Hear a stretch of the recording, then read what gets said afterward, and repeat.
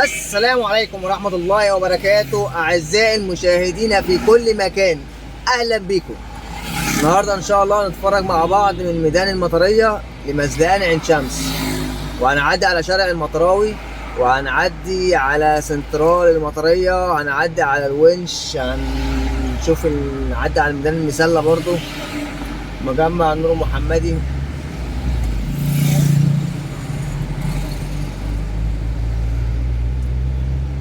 طبعا من تحت كده هتخش ميدان المطرية، تطلع الكوبري ده دائري ومحور تحيا مصر. شمال طبعا كأنك رايح على الحي كده، والكابلات طلعت اسماعيلية. انت اول ما تطلع الكوبري ده هتلاقي نزلتين، واحدة يمين والتانية شمال. اهي الشمال دي هتطلع على محور تحيا مصر على طول كده، وبنها الحر وشبرا والدائري بقى والتعاون والمسلة مطرية طبعا العرب وكده. طبعا اول ما تنزل من الكوبري ده بتنزل على التعاون على طول كده، انت بقيت في شارع التعاون.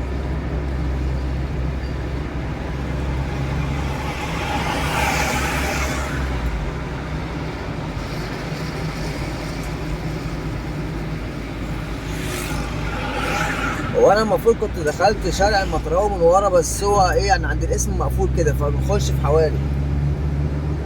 فطبعا يعني الدنيا مش متسفلته قوي، يعني هو الشارع اتسفلت بس هو لحد الاسم بس.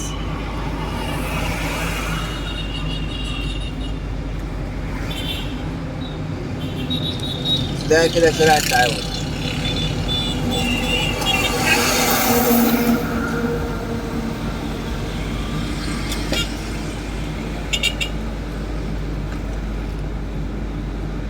شايف الدنيا وسعت، يعني الطريق اللي انا ماشي عليه ده حاره 2 3، ده 4 حارات، وسايب حاره كمان للايه العربيات تركن فيها. يعني الطريق ده 5 حارات. بسم الله ما شاء الله الدنيا اتغيرت.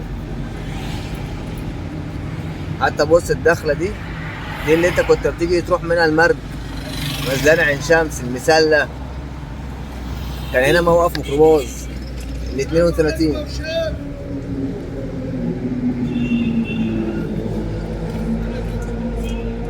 بص الشارع السافل بقى عامل ازاي، بص بقى المحلات وبتوع الفاكهه بقى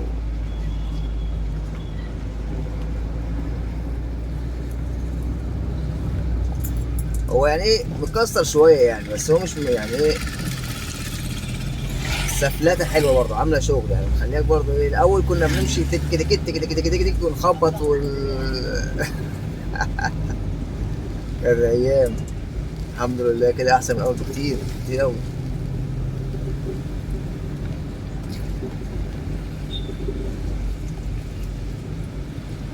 ده كشري مصر.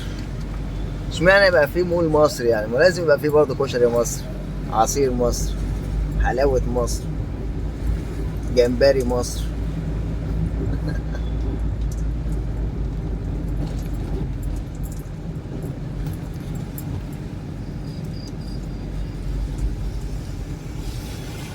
كده أنا داخل على المسلة،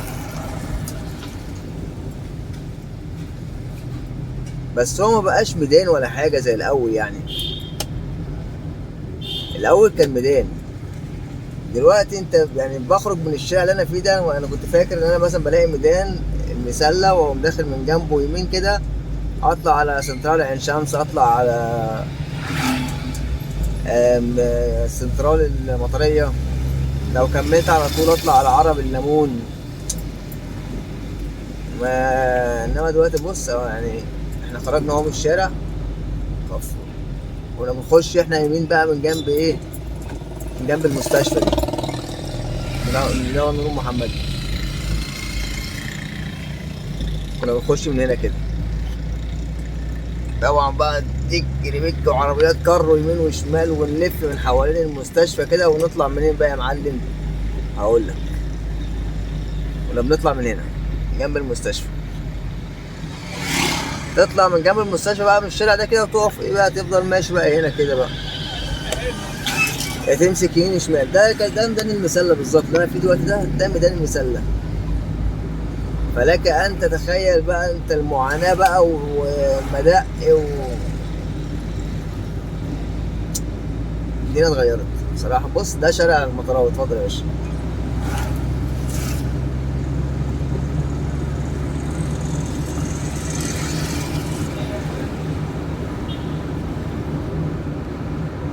شايف الحلاوة والجمال؟ هنا بقى بص في رصيف، فيه علامتين في الارض، يعني ايه شريط ابيض كده في الارض اهو. ده معناه ان انا ما عدهوش، يعني انا المفروض ابقى انا في الحاره دي كده، والخط ده على ايدي الشمال على ايدي اليمين كده، واللي جاي برضه ما يعديش الخط ده. بس على مين؟ كله بينط على الخط التاني.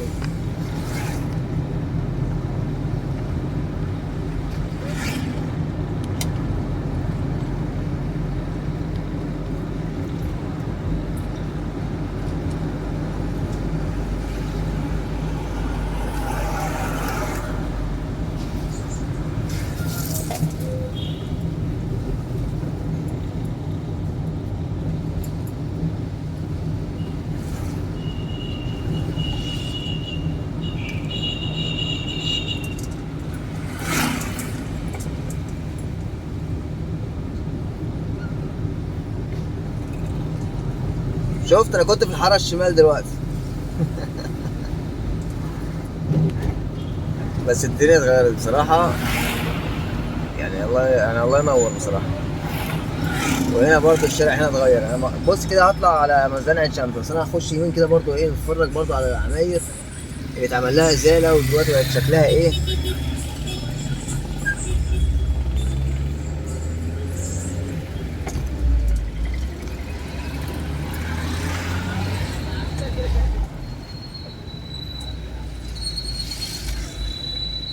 دي العماير اللي كانت اتهدت فايه، طبعا الطريق اتعمل وقاموا ايه اتدهنت بقى ايه العماير بشكل جميل كده. الله ينور، الله ينور. ده لسه بيت اهو ازاله. يعني ربنا يصبر برضو الناس، يعني بيتك ومنطقتك كده. طبعا لو دخلت يمين بقى من هنا يا باشا هطلع ال40. كل سنه وانتم طيبين. طبعا لو كملت على طول بقى اطلع على العرب، اطلع على الليمون. بص كل ده متسفلت، كل دي سفلته يا باشا. طبعا الساعه واحدة يا جماعه ها.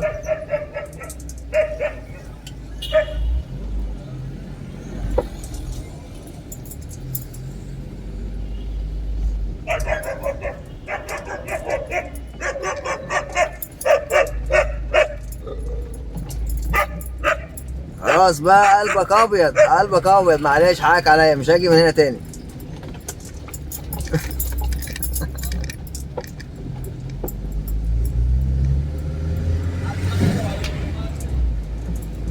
لا الدنيا حلوت بصراحه. بص هنا برضه بص، يعني تمشي عربيتين جنب بعض مرتاحين، وصف راكن يمين وصف راكن شمال، برضه احنا ماشيين مرتاحين بامانه يعني.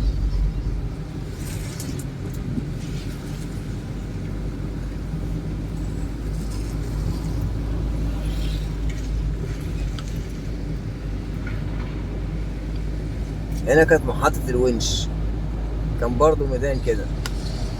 اللي في وش ده بقى الكوبري، كوبري عين شمس. الكوبري ده يطلعك على محور ابراهيم العرابي، شارع العشرين، جسر السويس، شارع العشرين. يمين من قبل الكوبري اللي جاي ده ما تطلعوش يمين، من تحت بقيت في شارع العشرين، سوق سيراميك، مهاجرين. بص برضه الكوبري ده كان متهالك، دلوقتي بص دي حاره 2 3 مرتاحين قوي جنب بعض، وهي تمشي 4. طبعا اول نازله يمين دي بقى مزدهان عين شمس، لو كملت الناحيه التانيه تطلع بقى على ايه، على جسر السويس بقى ومزدهان العشرين. بقى مبقاش مزدهان بقى، خلاص بقى طريق كده زي ما انت شايف. بصراحه الدنيا بقت جميله وسهله، سهله، المشاوير بقت سهله بصراحه.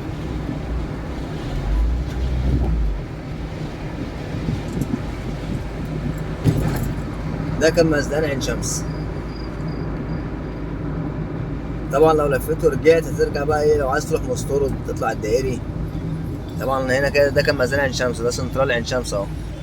طبعا لو دخلت يمين كده شارع احمد عصمت وشارع ابراهيم عبد الرازق. ولو كملت على طول كده من جنب الكوبري برضو هطلع على ال20 واطلع على جسر السويس.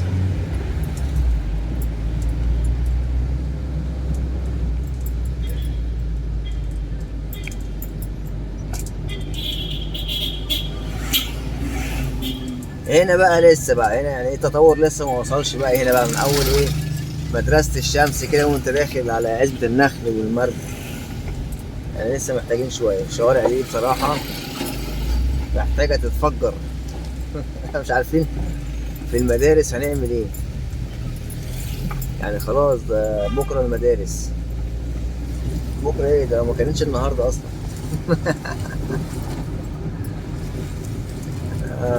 مش عارفين بقى الشارع ده مش ما كانش مستحمل بصراحة. الشارع ده كان زحمته فظيعة فظيعة. انا فاكر كنت بقف في الشارع ده من هنا من اول هنا كده لغايه بنزينه او كوبري الشيخ منصور او كوبري عزبة النخل باخد ساعه مثلا. فكنا بنهرب من هنا كده من الشارع ده.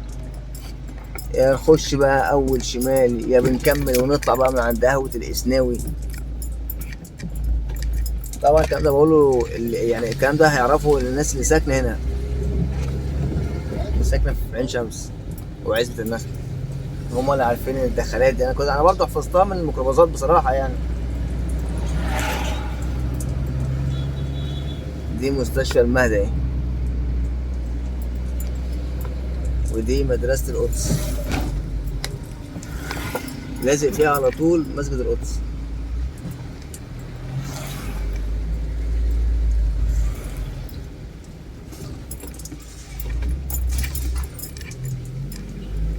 لازق بقى في المسجد على طول في كشك اهو في وشه. وورا الكشك ايه ملاهي. ليه بقى؟ ما دي استراتيجية برضو. يعني المدرسة بتذاكر والمسجد بعد ما بتذاكر مثلا بعد الصلاة بتصلي تتكافئ. ما دام صليت تتكافئ بقى اجيب لك حاجة حلوة يا بابا نفسي اروح الملاهي. الملاهي ورا الكشك على طول. يعني بص مفيش حجة.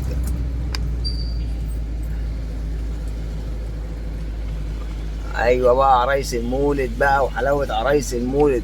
عرايس المولد يا جماعة بقت بلاستيك. كانت حلاوة بقت بلاستيك. يعني بص مش عارف اقول يا ارزاق بس يعني. انت بتعملي ايه بالعروسه؟ يعني بتفكرك بايه؟ يعني افهم بس. يعني عروسه المولد دي بتفكر الانسه بايه يعني؟ ولو في مدامات برضو جلاء عراويس قبل كده تقول لنا برضو بتستفاد بيها ايه يعني. طب لو هي حلاوه مثلا هي مثلا لو وقعت اتكسرت ايد وقعت رجلك كده هتتاكل وتتلحس خلاص. انما بلاستيك هتعمل ايه طيب؟ وغاليه مش رخيصه يعني.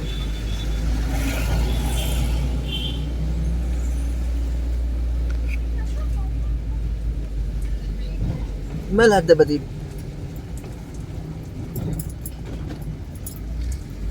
خلاص ممكن نعتبر العروسه دبدوب. ماشي يا عم.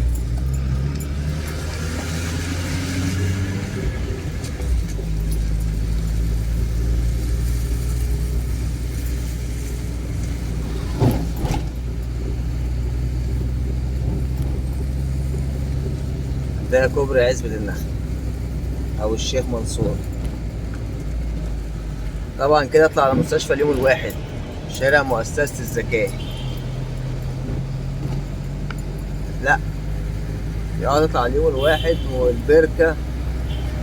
اه مؤسسة الزكاة.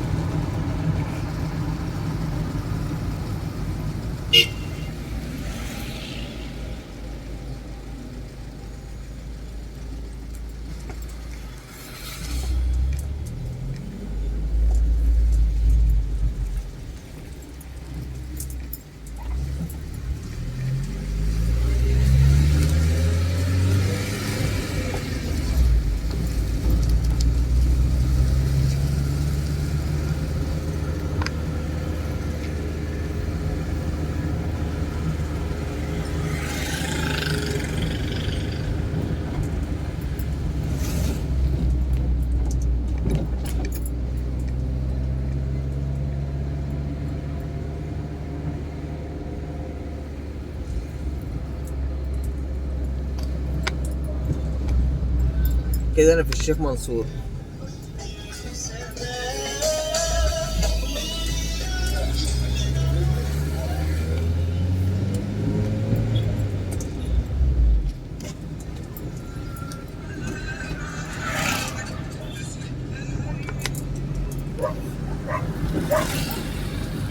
وبكده تكون انتهت حلقة النهاردة، واشوفكم ان شاء الله في حلقة جديدة من حلقات تعال اشرب شاي.